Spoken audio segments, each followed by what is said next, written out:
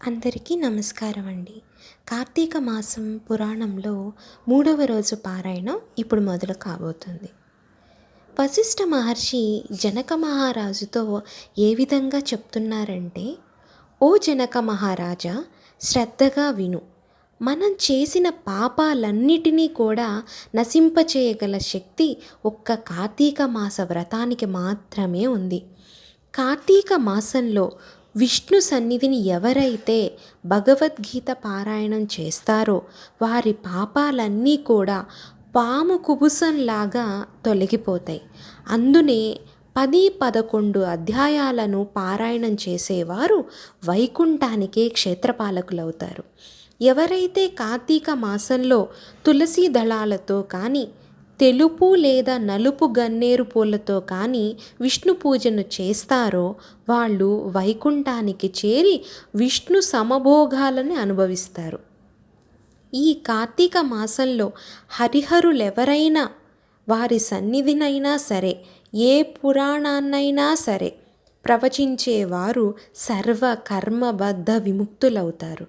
అంటే శివాలయంలో కానీ విష్ణాలయంలో కానీ ఎవరైతే ఈ కార్తీక మాసంలో కార్తీక పురాణాన్ని చదువుతారో, లేక ఎటువంటి దేవ పురాణాన్నైనా చదువుతారో, కనీసం వింటారో, అటువంటి వారు జన్మ విముక్తులై స్వామి సన్నిధిని చేరుకుంటారు.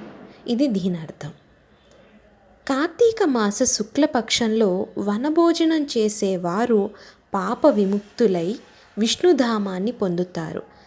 జప, హోమ, పూజ, భోజన, తర్పణ ఫలాలతో పాపి, క్షుద్ర, చండాలది అశౌచవంతుల యొక్క సంభాషణలు వినిన పాపం తుడిచి పెట్టుకుపోతుంది. కాబట్టి మహారాజా, కార్తీక మాస శుక్లపక్షంలో అన్ని రకాల వృక్షాలతో పాటు ఉసిరి చెట్టు కూడా ఉన్న తోటలోనే వనభోజనాన్ని ఏర్పాటు చేసుకోవాలి. ఉసిరి చెట్టు కింద సాల గ్రామాన్ని ఉంచి గంధ పుష్పాక్షతలతో ఎవరైతే పూజిస్తారో, యథాశక్తి బ్రాహ్మణులని ఆహ్వానించి గౌరవించి వారితో కలిసి భోజనం ఎవరైతే చేస్తారో వారికి సకల పుణ్యాలు వాళ్ళని వెతుక్కుంటూ వస్తాయని, వారు శివ సాన్నిధ్యం ఖచ్చితంగా పొందుతారని వశిష్ఠ మహర్షి సెలవిస్తారు. ఇలా కార్తీక మాసంలో వనభోజనాన్ని ఎవరైతే నిర్వహిస్తారో వాళ్ళు ఆయా కాలాలలో చేసిన సర్వ పాపాల నుంచి విముక్తి తెచ్చుకొని విష్ణులోకాన్ని పొందుతారు. ఓ జనక మహారాజా, ఈ కార్తీక మహత్యాన్ని భక్తి శ్రద్ధలతో విన్న బ్రాహ్మణుడొకడు దుర్యోని సంకటం నుంచి రక్షించబడ్డాడు. ఆ కథని నీకు చెబుతాను, విను. దేవదత్తోపాఖ్యానము. పూర్వం కావేరీ తీరంలో దేవశర్మ అనే సద్బ్రాహ్మణుడు ఉండేవాడు. అతనొక పరమ దుర్మార్గుడైన కుమారుడు కలిగినవాడు. అతని పేరు దేవదత్తుడు.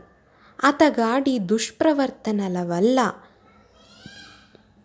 అతగాడి పాప విముక్తి చెయ్యాలని సంకల్పించి, నాయనా, రోజూ కార్తీక ప్రాత స్నానాన్ని ఆచరించు, సాయంకాలం హరిసన్నిధిలో దీపారాధన చేస్తూ ఉండు, ఈ కార్తీక వ్రతాన్ని ఆచరించి ధన్యుడివి కా అని ఆ తండ్రి చెప్పాడు.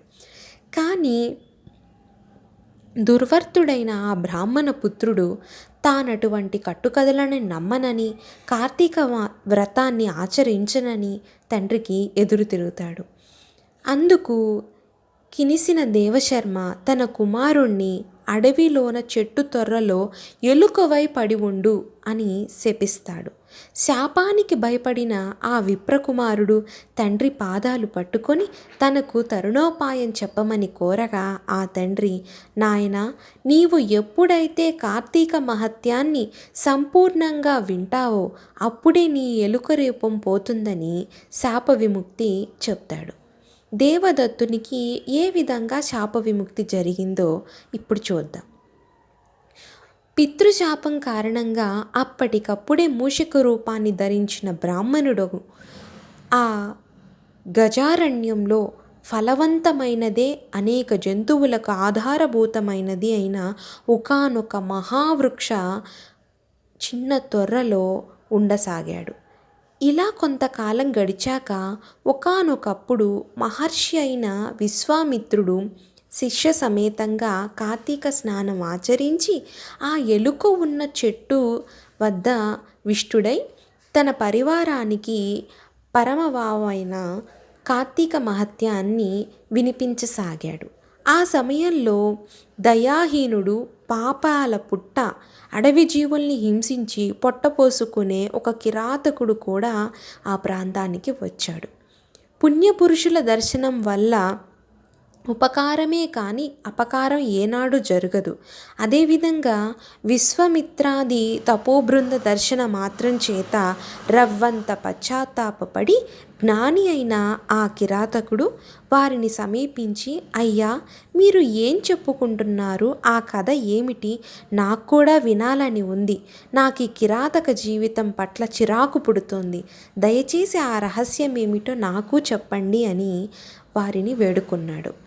అతనిలో వివేకం విచ్చుకుంటున్న వైనం గమనించిన విశ్వామిత్రుడు, నాయనా, మేము కార్తీక వ్రతాన్ని ఆచరిస్తున్నాం.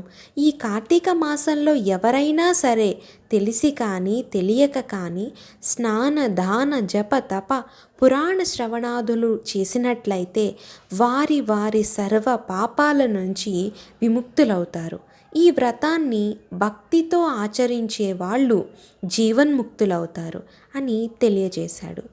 ఈ విధంగా కిరాతకుడు చెబుతున్న కార్తీక మహత్యాన్ని వింటూ ఉన్నాడు.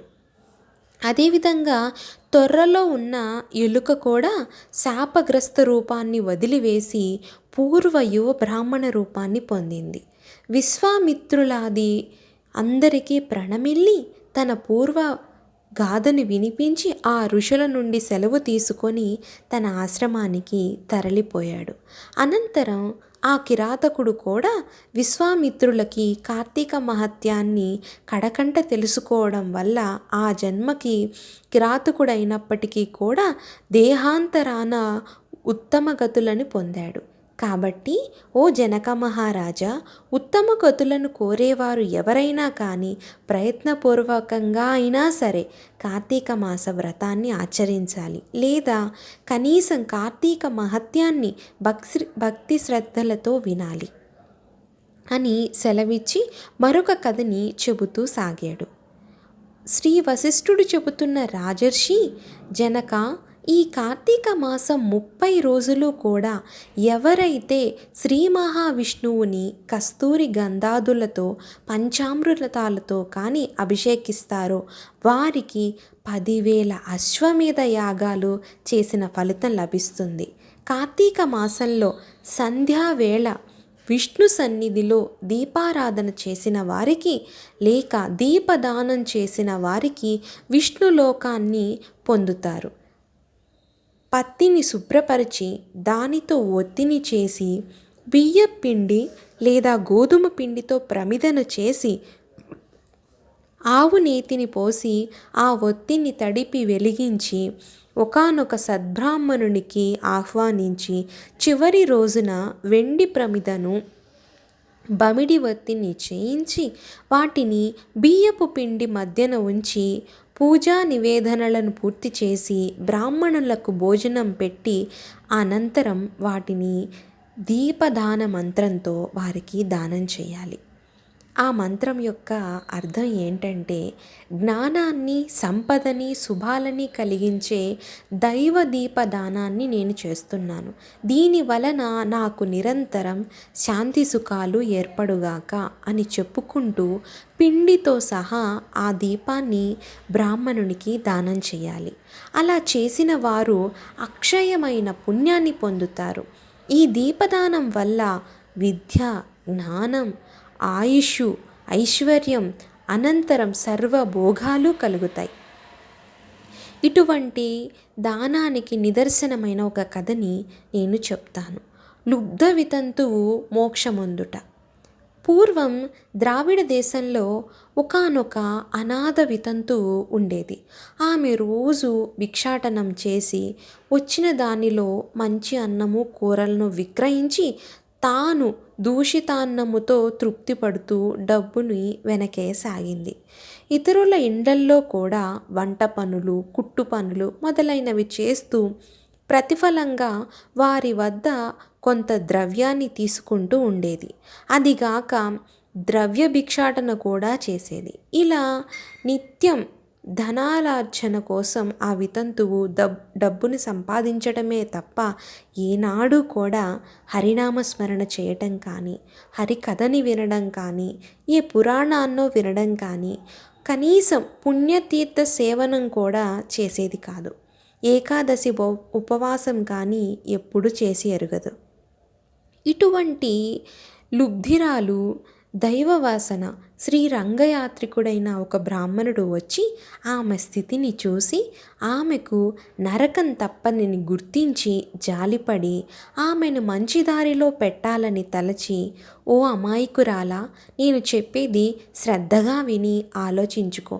ఈ తోలు శరీరం శాశ్వతం కాదు, అది తెలుసుకో.